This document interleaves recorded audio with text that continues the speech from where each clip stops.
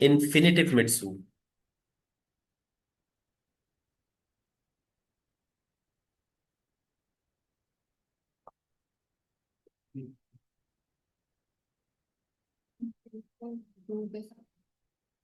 जी, मतलब इसमें वर्ब कौन सा है वो यूज होगा उसकी इन्फिनिटिव फॉर्म सू के साथ में। अच्छा स्टूडेंट्स, ये बहुत यूजफुल स्ट्रक्चर है, ये स्पीकिंग राइटिंग दोनों के लिए बड़ा यूजफुल स्ट्रक्चर और बड़ा फाइन स्ट्रक्चर्स में इसको हम शुमार करते हैं ना।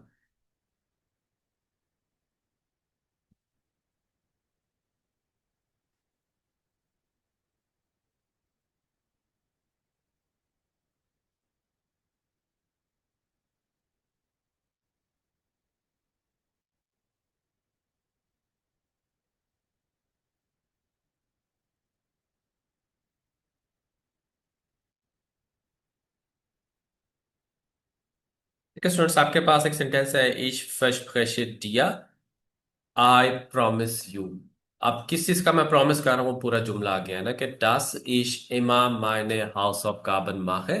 das का मतलब है डैड, इसके साथ भी कॉन्जुगेटेड वर्ब है, जुमले के लास्ट पे जाएगा कि मैं आपसे प्रॉमिस करता हूं कि मैं हमेशा अपना होमवर्क करूंगा। अब स्टूडेंट्स, इस जुमले को हम इस तरह भी लिख सकते हैं।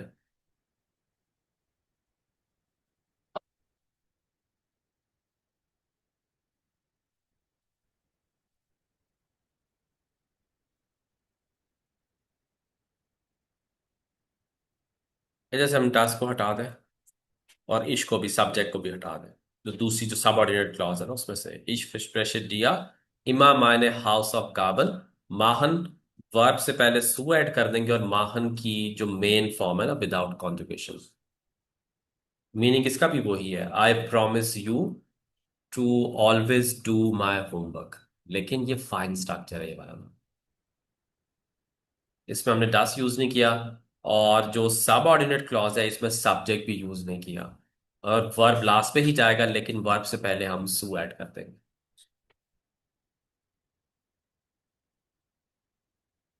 अब स्टूडेंट्स, ये जो स्ट्रक्चर है ना इन्फिनिटिव सू वाला, ये हम हमेशा यूज नहीं कर सकते। ये स्ट्रक्चर है, ये डिपेंड करेगा कुछ स्पेसिफिक वर्ब्स है उनके साथ, और ये वर्ब्स की लिस्ट आपके पास दी हुई है। जैसे कि पहला वर्ब है फॉरहाबन।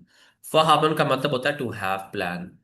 तो जो भी आपका प्लान है, जैसे कि Ich habe vor, I have plan। आगे जो भी प्लान है उसको आप पूरी क्लॉज बना के एक्सप्रेस कर सकते हैं, लेकिन सब्जेक्ट दोबारा लगाने की जरूरत नहीं है। जैसे कि ich, जी, nach Paris zu reisen। ठीक है, I have planned to travel to Paris। Ich habe vor, nach Paris zu reisen। ठीक है, कोई भी आपका प्लान है। Ich habe vor, Deutsch zu lernen। मेरा प्लान है टू लर्न जर्मन लैंग्वेज।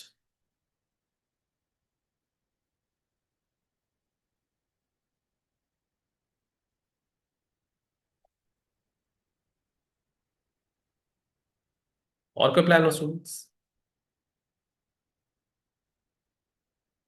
कोई प्लान नहीं। जैसे कि let's say ich habe vor, ein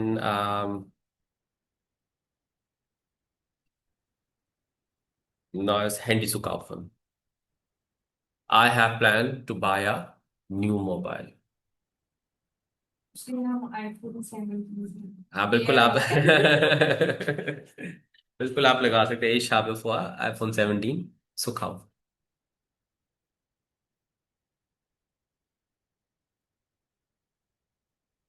ठीक है स्टूडेंट्स, तो फॉर हैपन वर्ब के साथ हम यूज कर सकते हैं स्ट्रक्चर को। हम इसके अलावा वर्ब फ्रस्ट्रेशन, फ्रस्ट्रेशन अभी जिसका जुमला आपने बनाया था, प्रॉमिस करना। बिटन, बिटन होता है रिक्वेस्ट करना। जैसा कि प्लीज आप भी ट्राई करेगा students, I request you to help me. क्या बनेगा जुमला? ich bitte dich। ठीक है, ich bitte dich। अब किस चीज की मैं रिक्वेस्ट कर रहा हूं? To help me. हेल्प के लिए वर्ब तो हेल्पन आएगा, वो लास्ट में चला जाएगा ना। मी के लिए क्या आएगा? हेल्पन डाटिव का वर्ब है ना। Mir zu helfen. Mir zu helfen. ठीक है, ich bitte dich, mir zu helfen. I request you to help me.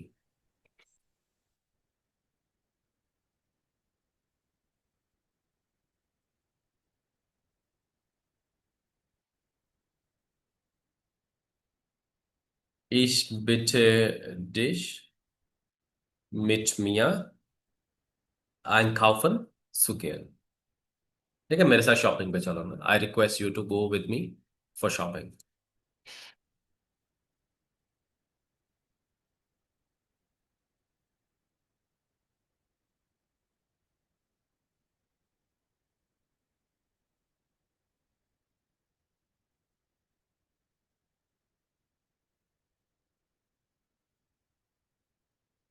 Students, उसके बाद नेक्स्ट हमारे पास वर्ब इधर है एम्फेलन। एम्फेलन का क्या मतलब होता है स्टूडेंट्स? एम्फेलन यूज किया हुआ है हमने ना। नहीं, एम्फेलन टू To सजेस्ट recommend, और sir. रेकमेंड, बिल्कुल सही है।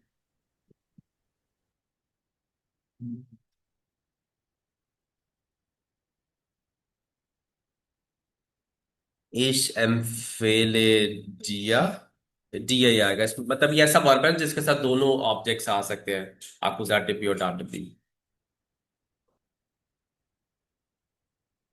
Ich empfehle dir, आप जो भी मेरी सजेशन है, den neuen Film unbedingt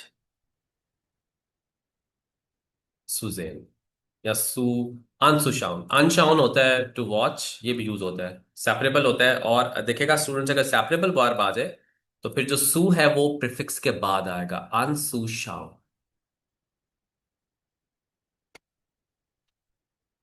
Ich empfehle dir, den neuen Film unbedingt anzuschauen, कि हर हाल में तुम नई मूवी देखो, मैं तुम्हें सजेस्ट कर। देखो, unbedingt होता है एब्सोल्युटली। और अनशाउन ये वर्ब है ना, अनसेपरेबल प्रीफिक्स है, सू प्रीफिक्स के बाद आएगा अगर सेपरेबल वर्ब होगा तो।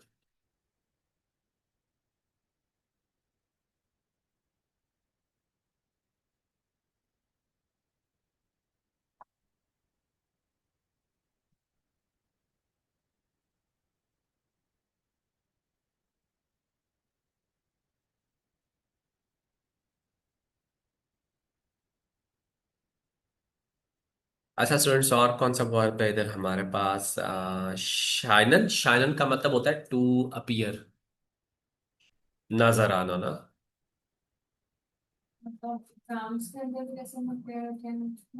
नहीं, जैसे कि हम बोले कि वो मुझे बीमार नजर आ रहा है। he seems to be या he appears to be sick today। इसके अलावा शाइनिंग का मतलब ना, जैसे कि सन इज शाइनिंग, तो उसके लिए भी यूज होता है ये वाला वर्ब शाइनन। तो उसके लिए भी यूज होता है, और जो चीज हमें लग रही है ना, नजर आ रही है, टू सीम्स और to appear, appear to be, इस सेंस पे भी यूज होगा। जैसे कि er scheint heute krank zu sein। he seems to be sick today, आज वो बीमार नजर आ रहा या दिखाई दे रहा है।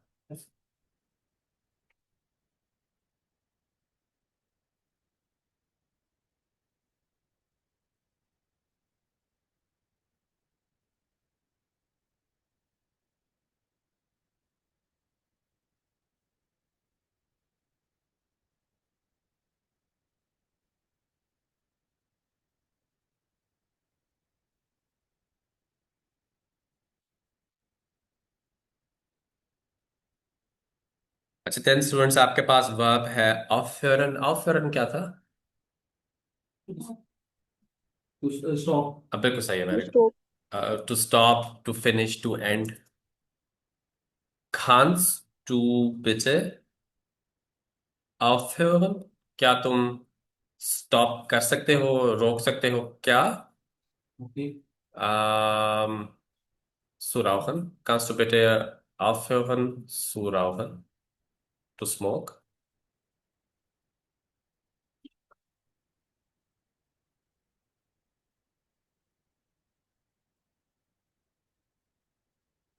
ठीक है, और इसके अलावा हम कह सकते हैं kannst du bitte aufhören।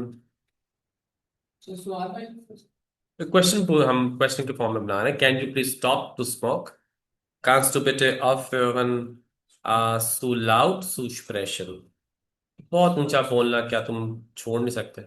kannst du bitte aufhören so laut zu sprechen।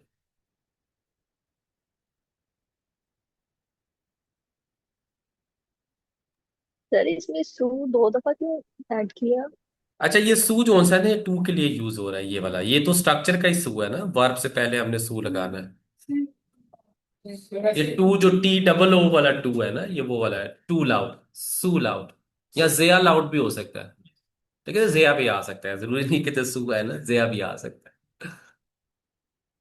ठीक है, kannst du bitte aufhören sehr laut zu sprechen। Sir वैसे एक सेंटेंस में दो प्रेपोजिशन यूज हो सकते हैं डिफरेंट। हो सकता है। अभी बल्कि इधर आप एक एग्जांपल देखिएगा, शायद इसमें है, इसमें नहीं, में भी शायद आ गया है। मतलब अगर आपके पास कोई ऐसा वर्ब आ जाए जिसके साथ प्रीफिक्स भी सू आ रही हो, स्ट्रक्चर का भी जो सू है वो भी आएगा, तो फिर सू दो दफा भी आ सकता है ना।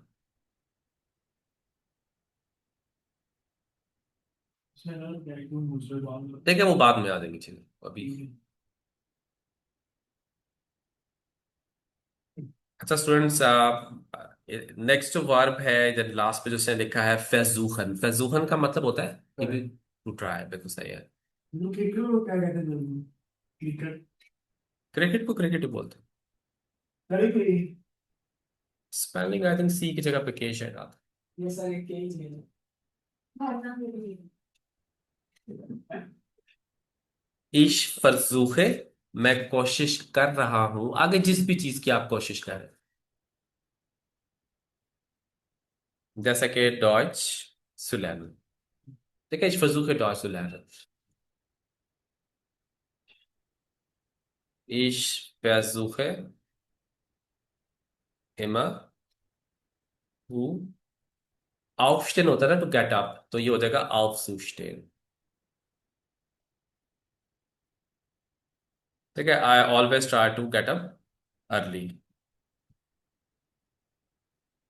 फ्रू में जरूर लाउड किया है। ठीक है, इश फरजूखे इमा फ्रू aufzustehen, कि मैं हमेशा कोशिश करता हूँ जल्दी उठने की।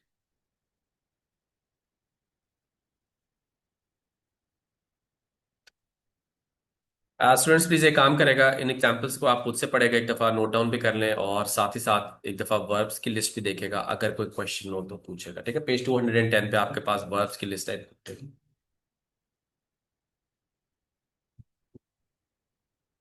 ठीक है, एग्जांपल्स भी नोट डाउन करें।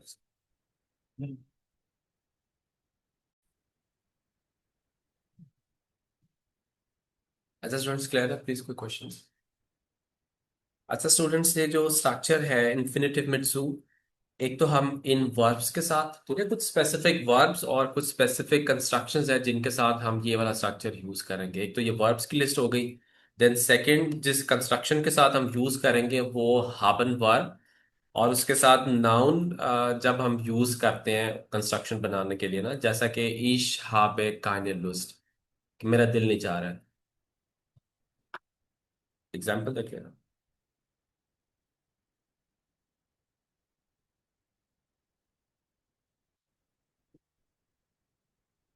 ईश हाबे काइने लुस्ट,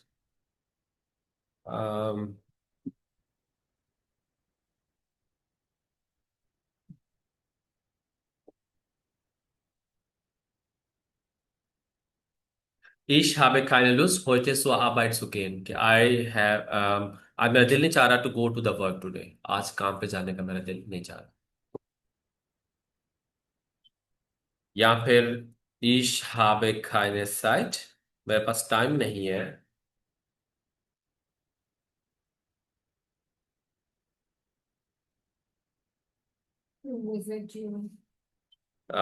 dich zu besuchen।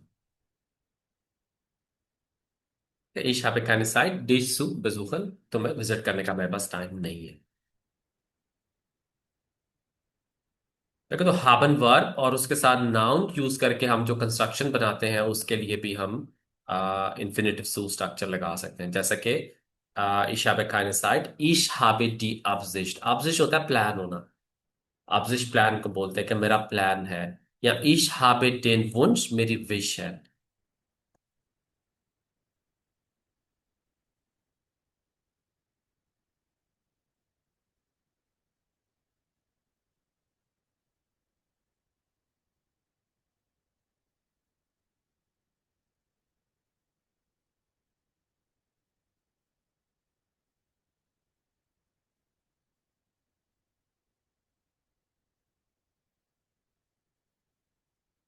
ठीक है, ich habe den Wunsch in der Schweiz Urlaub zu machen। I have the wish to spend vacations in Switzerland।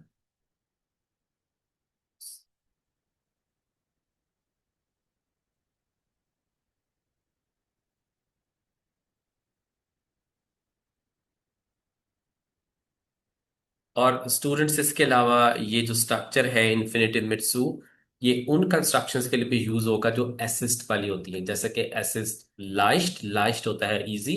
Assist श्वेयर, श्वेयर होता है डिफिकल्ट। अलाउड, अलाउड का मतलब होता है किसी चीज की परमिशन होना। एस इज फैबोटन, जो चीज अलाउ ना होना, इट इज नॉट अलाउड। असिस्ट नॉट वेंडिश, नॉट वेंडिश होता है रिक्वायर्ड या नेसेसरी। या एसिस विशिश, इट इज इंपॉर्टेंट। तो एसिस वाली जो कंस्ट्रक्शन है उसके लिए हम इसको यूज कर सकते हैं, जैसा कि एग्जांपल देखेगा। एस इज list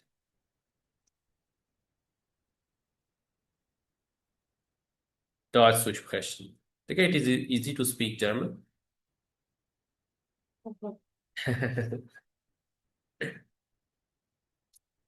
Es ist schwer।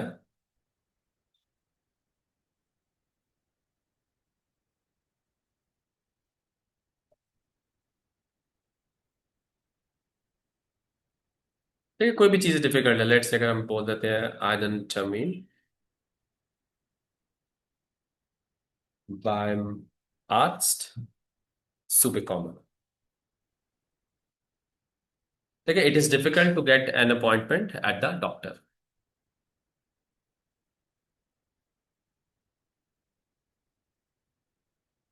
Sir टर्मीन में चला।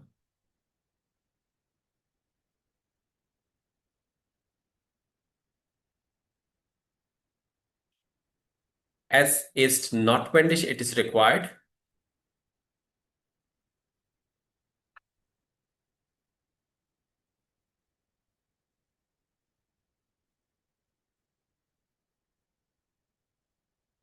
ठीक है, es ist notwendig alle Dokumente mitzubringen, it is required, यहाँ पर it is necessary to bring all the documents with। ये मिड ब्रिंगन होता है, सेपरेबल प्रीफिक्स है, इसलिए सू प्रीफिक्स के बाद आएगा। तो प्लीज स्टूडेंट्स एक दफा इन एग्जांपल्स को देखेगा, और जो कंस्ट्रक्शंस उधर उसने हाबन और जाइन वाली इधर इसने लिखी है, प्लीज इनको भी एक दफा देखेगा। अगर कोई चीज नहीं समझ आ रही तो पूछेगा। So, तो स्टूडेंट्स प्लीज आपने क्या करना है, एक दफा इसको सारे को रिवाइज करना है। ये वर्ब्स प्लीज याद इसको आपने करना है, और ये कंस्ट्रक्शंस को भी ना एक दफा देख लीजिएगा। स्टूडेंट्स, कभी भी इनमें से कोई वर्ब आए या अगर कोई इस तरह की कंस्ट्रक्शन आए, आप इन्फिनिटिव सू वाला अगर स्ट्रक्चर यूज करेंगे तो इसका बड़ा अच्छा इम्पैक्ट पड़ता है। और ये बड़ी अच्छी फाइन जर्मन है, ये फॉर्मल जर्मन में भी यूज होगा, लिखने के लिए भी, बोलने के लिए भी बहुत यूजफुल स्ट्रक्चर है ये ना, इन्फिनिटिव सू वाला स्ट्रक्चर। तो इसकी प्रैक्टिस के लिए नेक्स्ट पेज पे, पेज 211 C9 एक्सरसाइज है, ये प्लीज आप देख लीजिएगा। और आपके पास C11 एक्सरसाइज है, ये भी अच्छी एक्सरसाइज है C11, इसको भी प्लीज आप कर लीजिएगा।